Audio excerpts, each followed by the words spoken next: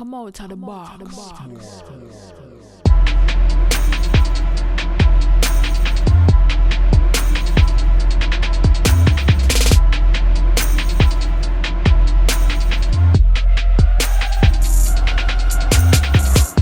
Get yourself out the box.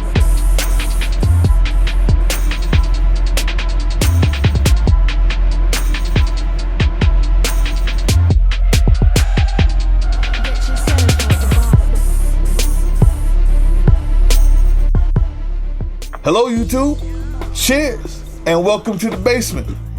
My name is Bruce Lively, And I'm D-Boy Slim. and the basement is the first daily hip-hop debate show. From Tuesday through Friday, we tackle the most intriguing topics in hip-hop culture and the world around it.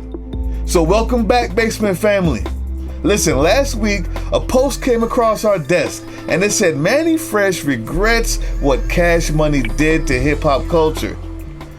Ooh, now listen, those of you who know what we do here, you know this is the type of debate that we've been looking for. I can't wait.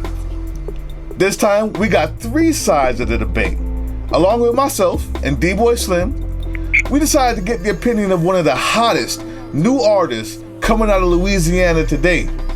All the way from Lafayette, Louisiana, Roscoe Mannie is live in an over-the-phone interview, and we'll see what he has to say about it. Listen, please press that subscribe button. Please let us know you love real hip-hop debate like we do. I mean, from live artists to top 5 debates, we do it all. Also, the link is in the description on how you can purchase the beats you hear all the way throughout today's episode. And every episode, really, it's all Team Box Cutter Beats. Anyway, today's question: did Cash Money Bling music change the culture of hip-hop for the better, for the worse, or not at all? I'm gonna ask it again. Did Cash Money Bling music, bling bling, did it change the culture of hip-hop for the better, for the worse, or not at all? Listen, with that being said, we going in. Lego?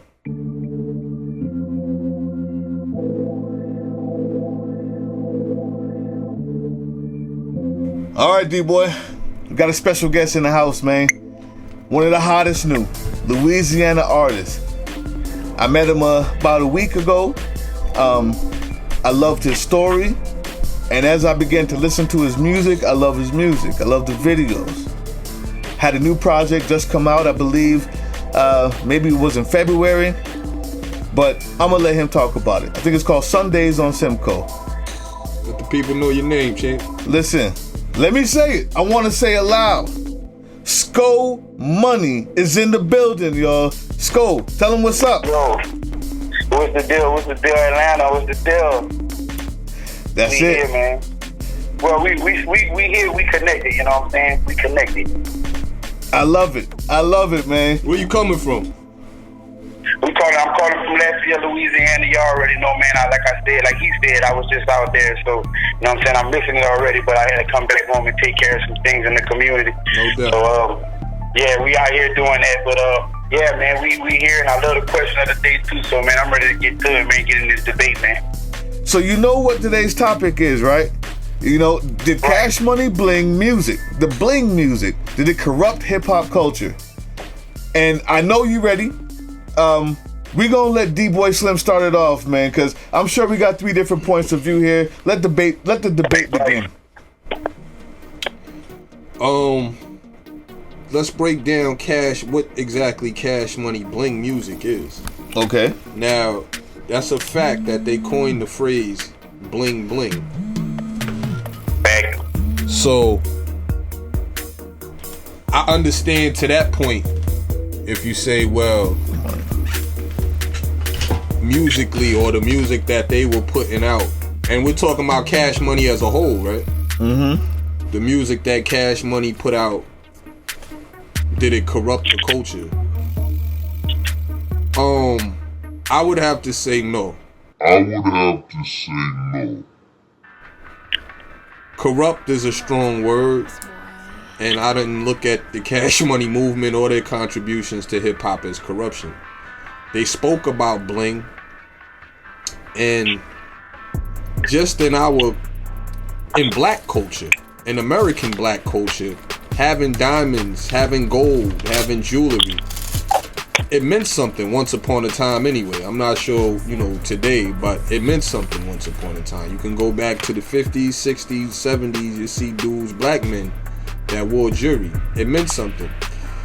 So when Cash Money did it, let's be clear, they wasn't the first to do it. They wasn't the first to speak on jewelry. If you recall Slick Rick in the 80s, if you recall a whole plethora of MC, LL Cool J spoke about gold chains, and if you even go into the gangsters that got into the industry, I was letting Bruce hear not too long ago, Mob Style, who had the triple beam on the album cover, and Moet, and things of that.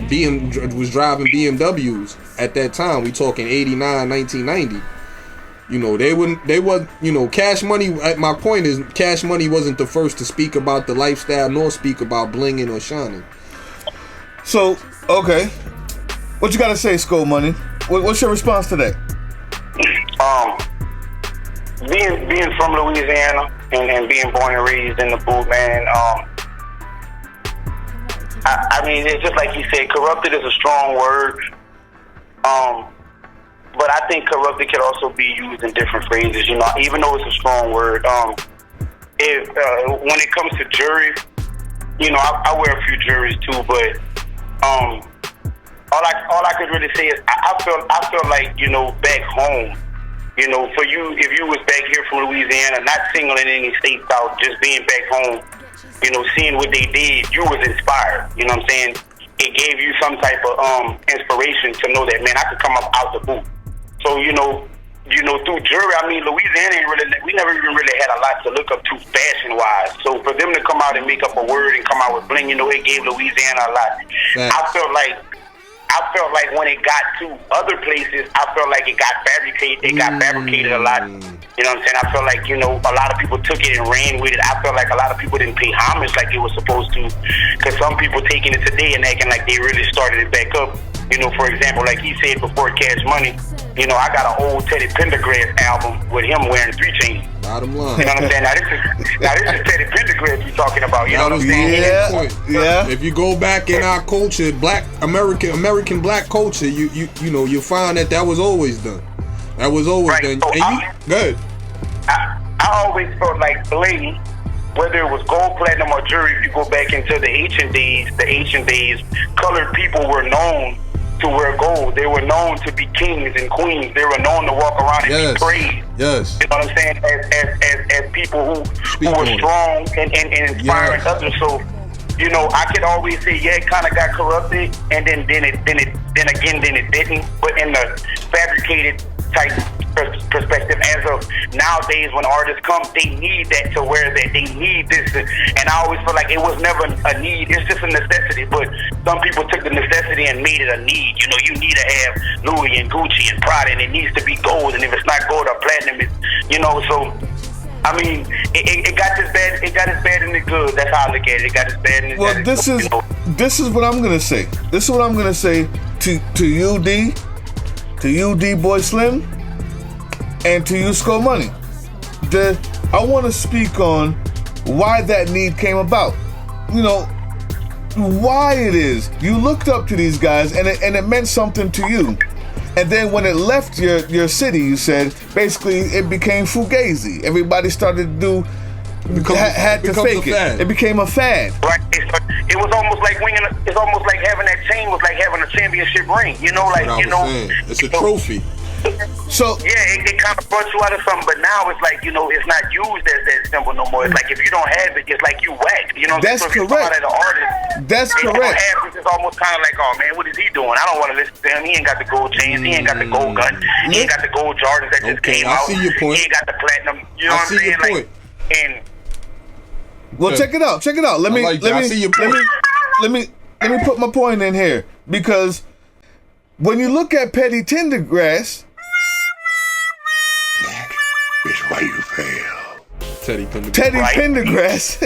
Teddy Pendergrass, he had the gold chain, but he talked about multiple things.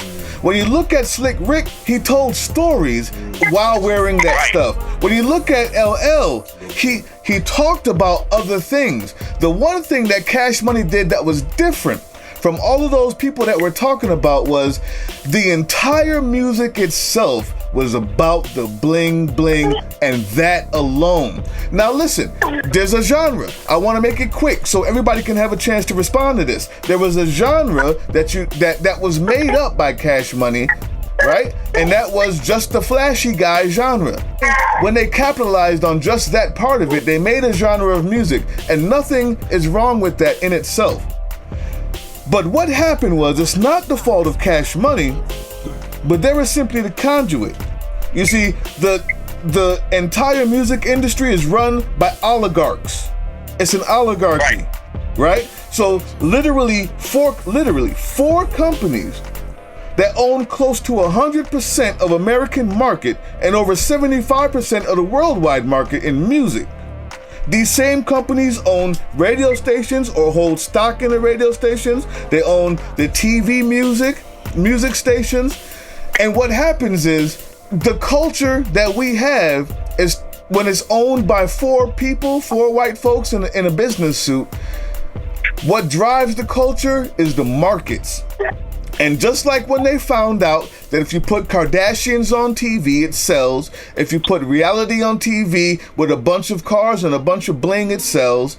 They found out that the genre that Cash Money made sold better because it gave everybody this idea, the way that Americans feel for some reason is celebrity is everything, and gold and possessions are everything because it's a capitalistic society. They took that and ran with it.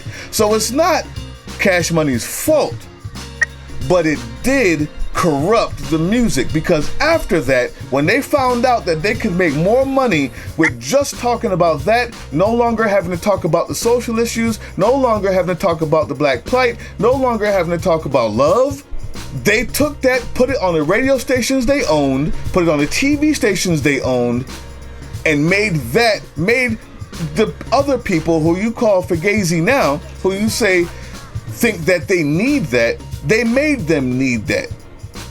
But it started with the idea of Cash Money pushing that as their sole goal, as their sole topic. So you guys respond to that. Let me let D-Boy Slim respond first. Stoley, is it Stoley? No, Skull Money. Skull Money. I'm sorry. Yeah, Skull Money. Skull Money. No, you good, big bro. I wanted to say, well said, man. Well said. I really like the way you articulated yourself, and now you brought up a good point, bro. To where it became almost, when you said it became standard, or the guy's whack, regardless of what he's saying, if you don't have that chain or you don't have that ice on. I thought that was a good point. And also what Bruce just brought up about the powers that be and who's in actual absolute control of the music, and it being a conglomerate or a monopoly, if you will, going on. Oligarchy. Right. Yeah, that's also a good point. Wait, let me explain that so people know, so we're not just throwing out words. Go ahead. Oligarchy means, a monopoly means one person owns the entire industry, and oligarchy means a few people own the entire industry. So that's all it is. A few people got the monopoly on the whole thing. Let's bring it down layman's terms, but also good point brought out by Bruce. Now here's what I want to say to both of you. Both of those points.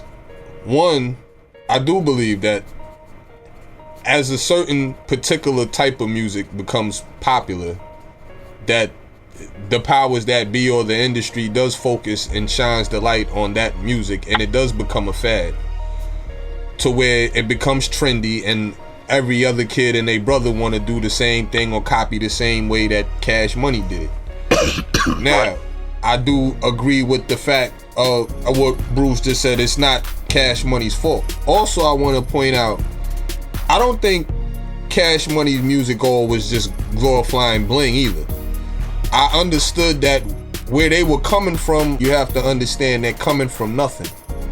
Nothing. So when they, are saying we finally have something, I think they coined the "get it how you live" and all those terms that came out of New Orleans or Louisiana. Like, you understood that. I understood what they were saying. It's like you come from the dirt. When you finally do get a hold of something, you're gonna hold on to that. You're gonna have pride about that. And this is what it was. Saying that, like I said, having achieved something and coming from a place where you was given less than nothing, then you understand what they were saying. Now, I said all that to say I appreciated actually their contributions to hip hop and what they did to the culture. Like you used the word inspiration, and inspires you to be something, and inspires you to reach for that. You see Baby or Young Money, Cash Money, whatever, at 100 million, and they always bragging about this and that. It inspires more than anything else. It inspires the brother that say, you know what, if you came from Louisiana, in which you said you in Lafayette, Louisiana. I've been in the Lafitte projects in downtown New Orleans. Straight, it inspires you to be something. It inspires you to be something. So, I recognize that, and that's what I'm saying. That's why I feel like, what they bought, I don't think it corrupted the culture. I disagree with that. But go ahead. Let's go, Money. Yeah, see, that, and it's for example, like to stay on subject, but to get off subject, it's just like with the Funk Flex and Tupac thing, you know what I'm saying? When him coming out saying, like, him with the Tupac, oh yeah, Tupac shot. You see, I looked at it like this. Tupac wore gold chains too. You know what I'm saying? If you go look on it, you know what I'm saying? He got, but it's what he did in the community. You know what I'm saying? Yeah. His chain wasn't the last thing he left you talking about. You know what I'm saying? Like, he left you with impressions of going back in the community and trying to empower black people and let you know, this is what it is. He was letting them know, you know what I'm saying? Like, wait a minute now. Only because you brought it up, I'm gonna interrupt you. The whole idea of my whole point was he wore the gold chains, but he talked about every single album was about so much multiple things. I'm saying that Cash Money, the bling bling, the culture that they brought in, what they was talking about, it was a new genre, and it was simply about being flashy. I disagree. For every song you can give me, when Lil Wayne was a youngin', he was talking about his self growing up, and when BG was talking about his youth. For every one of those songs you can give me, there are 10 others talking about simply the bling. Am I wrong or am I right? I disagree. I think Cash Money, they talked about the struggle. Go ahead, Sco. I'm gonna put it like this: the big timers, the big timers talked about shining. You right about that. The big timers was really the ones that was really talking about the bling and yada yada. Which was Baby and Mannie. Now this is Mannie Fresh, and this is the big timers group is Mannie Fresh and Baby. But the only time you see the big timers together, that's what makes the big timers. When they together, they are the big timers. So Mannie Fresh and Birdman, for them to say that's cool. That's a fact. That's a fact. But you didn't hear BG and all them talking about all that shining and all of that. But then, if you go back and look at BG's first album, his first album was called Chopper City. Bottom line. That's what he talked about. Okay, so Hot Boys then. Yeah, BG wasn't like BG first album was Chopper City. Juvenile first album was 400 Degrees. Yes, sir. You know what I mean? Yeah. So if you go look at these albums, if you go listen to like Juvie album solo, he was not talking about bling. He was talking about getting your projects with the ghetto children smoking weed. That's a fact. He was talking about the struggle. That's a fact. Okay, listen. You go back and look at BG album, he's going to be talking about him actually being with Soulja Slim. In the trenches. Being in the trenches. In the street. Yeah, being in the trenches. He's not really be talking about it. But if you go to every big time album, they was... But you gotta look at who was the star or one of the stars of big timers. Birdman came out with that stuff. That shining and all. He had the money. That's a fact. Now, I'm gonna be real with you. Birdman had been saying bling. It didn't get hot until Wayne said it. Right. Once Lil Wayne said bling bling on the Block Is Hot album, and they dropped it, then it went viral. But then if you notice, you gotta look at the time frame. Once that bling came out and Wayne got hot for making the word bling, you started noticing that some of the money was pulling certain dudes away from each other. That's when the breakup with PG came. Okay, well, First got locked up. First got locked up for shooting the cops, so they Bugs locked wasn't him up. really into So talking. Listen, well, okay. Well, wait a minute. Before we go, let me wrap this up here because it's about that time, and everything you guys said is I love this. I love this. I want to say this. The reason why Mannie Fresh said Cash Money and not Hot Boys and not Lil Wayne and not Right. BG was because he was just saying if it was even just the one big timers.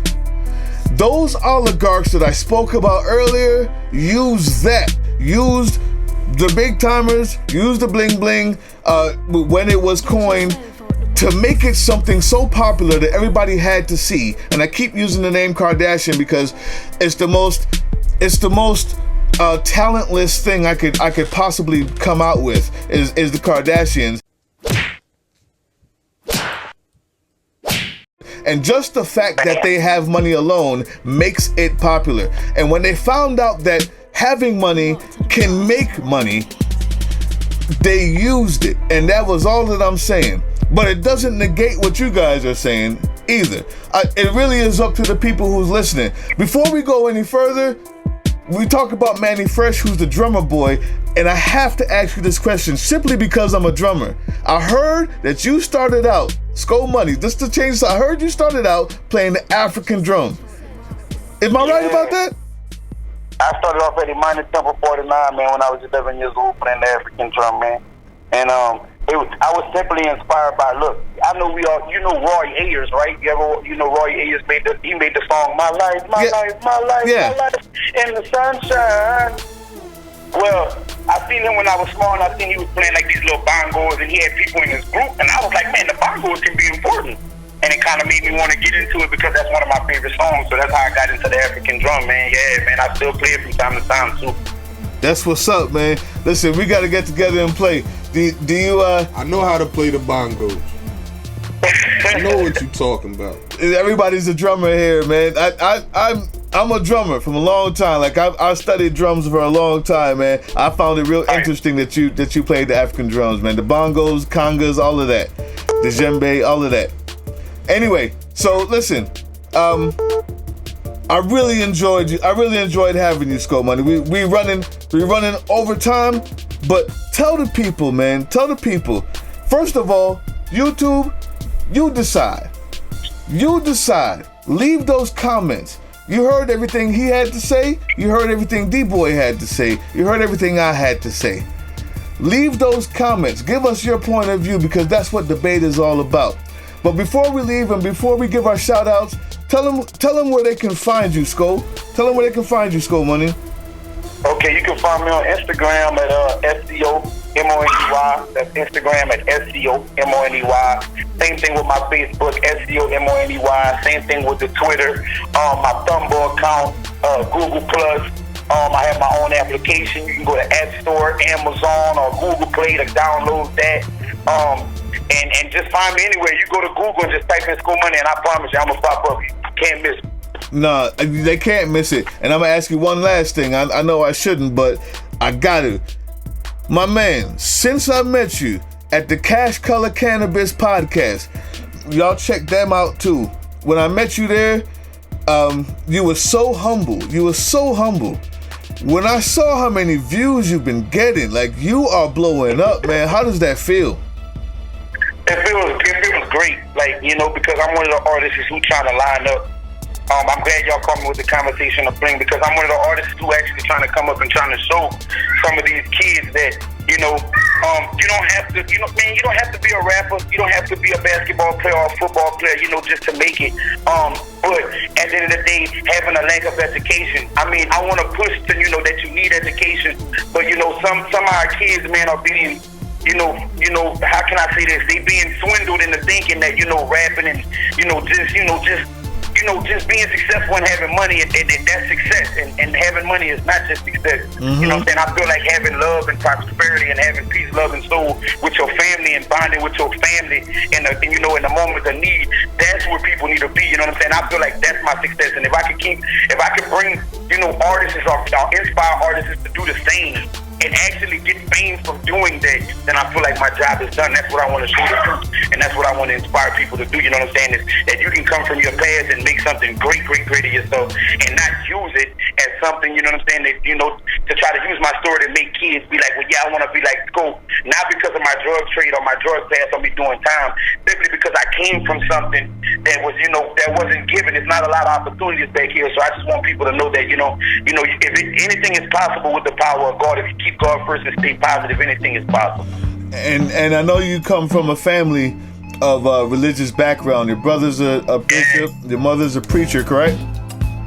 Correct. Yeah, man, listen, I see their light in you, brother. I see their light in you, and I wanted to say that your activism, not just on the cannabis side where I met you, where I believe it will heal people, and it's a travesty that it's illegal, but more than that, I know what you do out there in Louisiana, and we can talk about that another time. I'm gonna have you back on. D-Boy, you have any other questions for him, man? Nah, that's it for me, man. Any shout outs? It's up for the people to decide. Yeah, we got some shout outs. Brian Williams, we addressed your points in yesterday's show, but I just wanted to shout you out because I didn't have enough time to then. Brian Williams, thank you. I love fat pussy 11-7-22. Thank you for your comment, man. But you also said you gave us a top 5: Dipset, The Clips, Mobb Deep, UGK, and Wu-Tang. I love it. I'm glad you said The Clips. That's heavy. That's heavy. No Outkast? Come on. All right. Hip hop. What's going on TV? You hit us again, like you do every day, and we love you for it. We love the comments. You said top 5, EPMD. Nice and smooth. Nice and smooth. That's the same thing I said. That was a good one. Nice and smooth. Lost Boys, CNN, Mobb Deep. Sound like somebody from Queens out there. Might just be. Again, no Outkast. Come on, what's going on TV? Last but not least, Lock 121. Lock 121 says, what if the dead is Hitler? And this is when we say we like to respect the dead and don't like to speak too ill of the dead. Well, my friend, I also wrote you back, but I'm gonna tell everybody else, you've got to know the difference. Comparing Tupac, a regular man, to Hitler is like comparing your office job to actual slavery and forced rape. Nah, okay, but I see his point. No, but the idea is there's an obvious difference. I see his point. One is slavery and one is an office job. They're both dead. I see your point, Loach. Somebody did that?